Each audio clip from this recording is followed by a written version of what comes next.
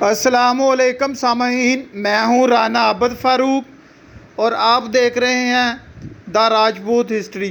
سامعین، آج کی ویڈیو موتی مسجد لاہور۔ یہ خوبصورت مسجد لاہور کی شاہی قلعے کے اندر شیش محل کے قریب واقع ہے۔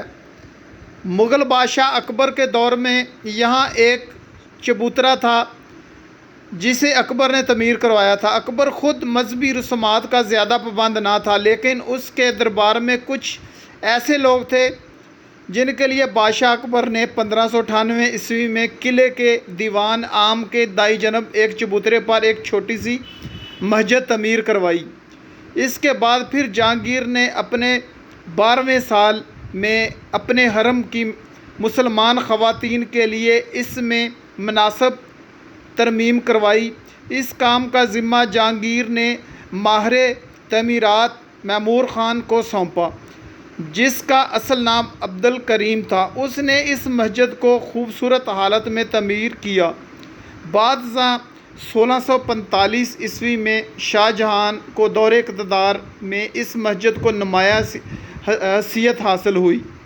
اس نے اپنی تعمیراتی ذوق کے مطابق اس مسجد کو سنگ مرمر سے 4 چاند لگا دیے۔ کیونکہ شاہ جہاں تعمیرات کا بڑا شدائی تھا، اس نے بہت سی اہم تعمیرات جو کہ آج بھی پاک و ہند میں اپنی مثال آپ ہیں، مسلم فن تعمیر یا مغل طرز تعمیر کی عکاس ہے، اور بادشاہ شاہ جہاں نے اس مسجد کا نام موتی مسجد رکھا۔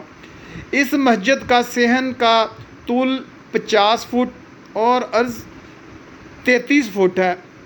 یہ قلعہ لاہور کی موتی مسجد فن تعمیر کے لحاظ سے ایک نمونہ اور خوبصورتی کی اعلیٰ مثال ہے۔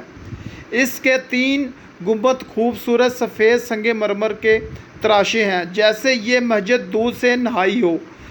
یاد رہے رنجیت سنگھ نے اس مسجد کے تقدس کو پامال کیا اور اس مسجد کا نام بدل کر موتی مندر رکھ دیا۔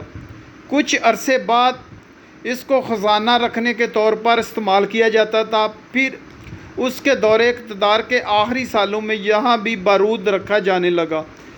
پھر جب برصغیر پاک و ہند انگریز کے زیر تسلسل آیا تو 1903 میں لارڈ کرزن نے اس مسجد کو پرانا نام مسجد کے طور پر بحال کر دیا، لیکن مسلمانوں کو مسجد کے طور پر استعمال نہیں کرنے دیا۔ قیام پاکستان تک یہ صرف نمائشی مسجد ہی رہی۔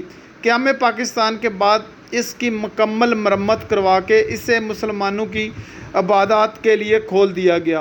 آج یہ مسجد مسلم یا مغل فن تعمیر کی عکاسی کرتی، شان و شوکت سے کھڑی اور ایک لمبی داستان اپنے دیکھنے والوں کو یاد کرواتی ہے، جس نے کئی دور حکومت دیکھے اور آج خوبصورتی کی مثال بنی ہوئی ہے۔